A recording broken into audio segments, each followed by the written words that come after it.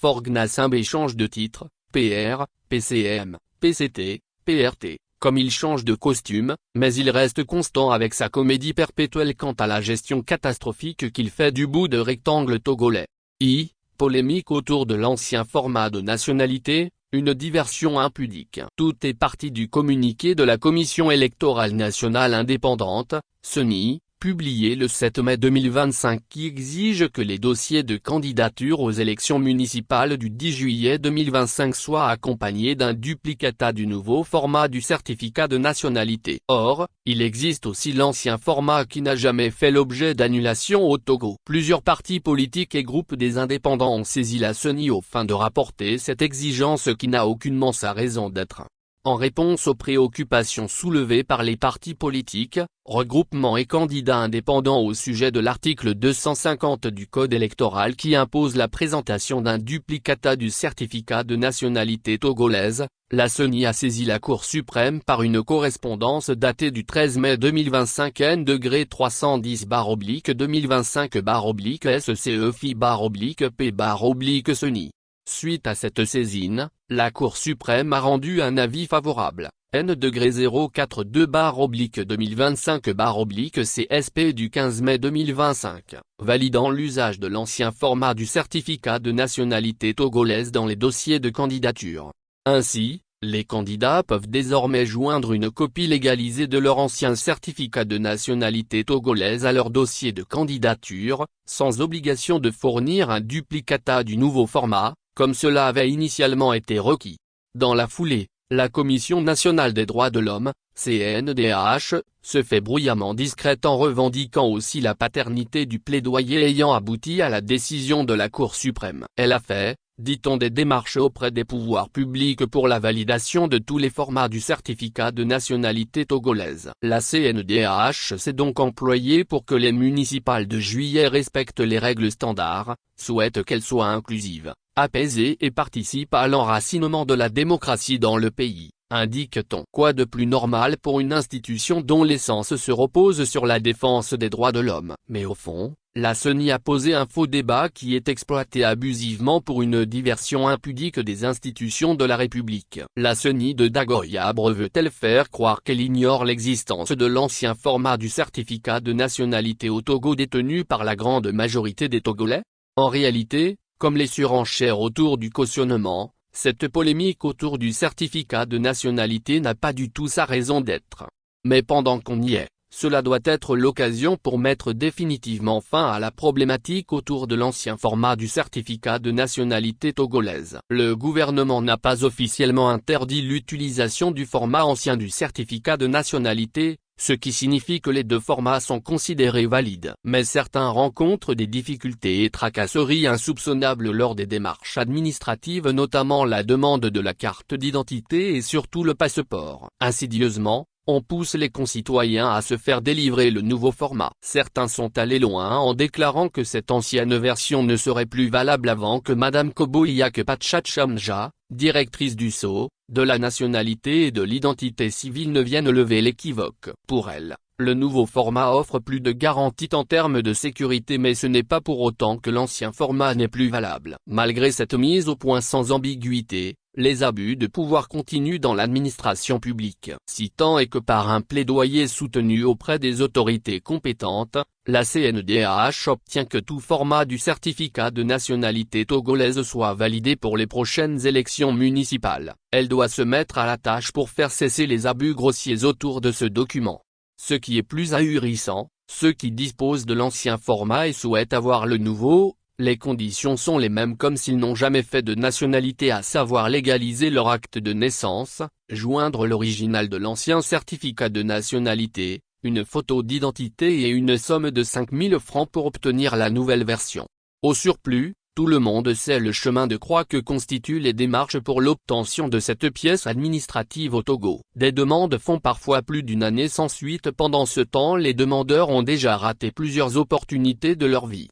Au fond, Il apparaît à travers l'utilisation à géométrie variable de l'ancien format, un dessein inavoué de faire saigner davantage les populations. En vérité, la légalisation de l'ancien format ne coûte que 500 FECFA, alors le duplicata se fait à 1000 FECFA. Voyez-vous le rapport? Le président de la CNDH, M. Lionel Sanvy, vivement au travail. Pour tout, on ne peut pas payer un même service deux fois. Qu'on crée des guichets spéciaux au sein des préfectures pour faire délivrer gratuitement le nouveau format à tous ceux qui disposent de l'ancien. C'est aussi simple si les gouvernants se respectent dans ce pays et sont vraiment au service du peuple. Baisse du cautionnement au municipal. Une comédie sans fin. La gestion du Togo ressemble parfois à un conte de fées. De grandes décisions qui engagent les orientations du pays sont généralement bâclées ou selon les humeurs de Faure Gnassingbé. Après une première et véritable expérience de la décentralisation avec les élections municipales du 30 juin 2019, le processus du renouvellement des instances des 117 communes du Togo a été lancé comme un cheveu dans la soupe le 28 avril 2025 par décret qui fixe la tenue du scrutin le 10 juillet 2025. La campagne électorale est annoncée sur le mardi 24 juin à 0h pour s'achever le mardi 08 juillet à 23h59 min. À ce titre, le financement public qui sera alloué par l'État pour appuyer les formations politiques,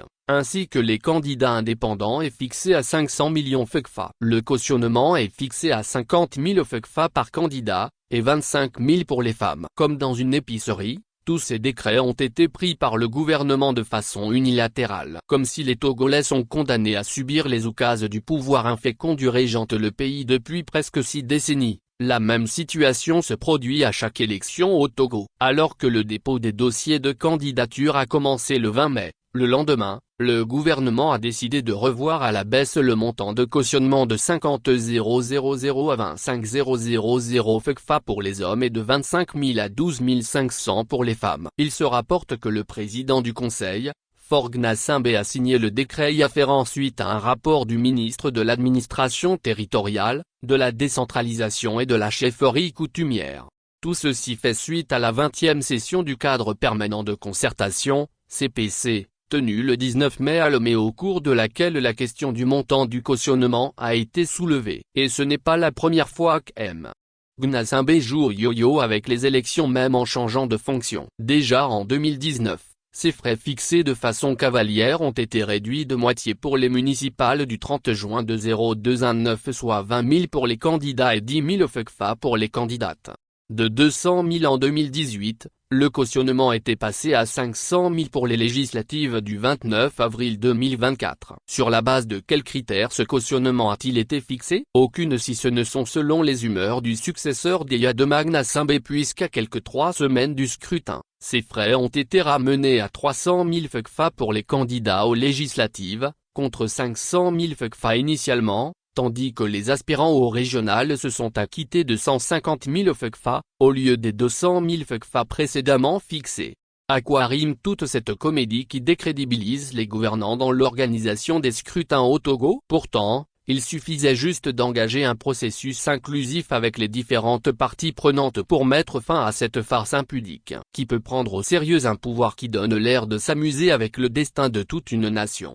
Suspension de prise en charge d'électricité et d'eau aux résidences des ministres. Pourquoi c'est un gros canular? Dans une lettre circulaire en date du 23 mai 2025 du ministre sortant de l'économie et des finances Georges Barcola, il a été décidé de mettre un terme à la prise en charge par le Trésor public des factures d'eau et d'électricité relatives aux résidences personnelles ou privées des ministres. Pour M. Barcola, cette mesure est prise dans le cadre de la réforme de la gouvernance publique et de la rationalisation des charges supportées par le budget de l'État. Elle vise à renforcer l'équité et la responsabilité dans la gestion des ressources publiques, en alignement avec les principes de bonne gouvernance, de sobriété de l'État et d'exemplarité attendue des hauts responsables publics. Dans ce sens, le Trésor public va prendre toutes les dispositions avec la compagnie énergie électrique du Togo, CEE, ainsi que la Togolaise des eaux, TED, afin de permettre aux intéressés de s'acquitter personnellement de leur consommation d'eau et d'électricité à usage domestique,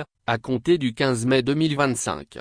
Il n'en fallait pas plus pour emballer une partie des Togolais dans la nasse en ce moment de vives tensions liées à l'augmentation de 12,5% des tarifs d'électricité.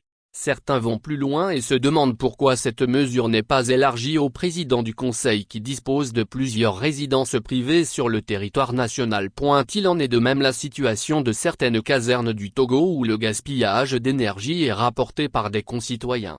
Mais au fond, comment peut-on s'assurer de l'effectivité d'une telle mesure dans un pays caractérisé par la grande opacité généralisée dans la gouvernance?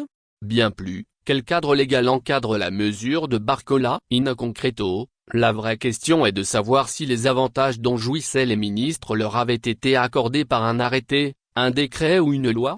Dans ce cas, seul l'arrêté, le décret ou la loi pourraient les en priver, mais sans rétroactivité. Une circulaire en droit est un acte unilatéral destiné à expliquer un texte, notamment loi, décret ou arrêté. Elle permet à une autorité de donner des instructions à ses services ou fournit une interprétation des lois et règlements qu'elle doit appliquer.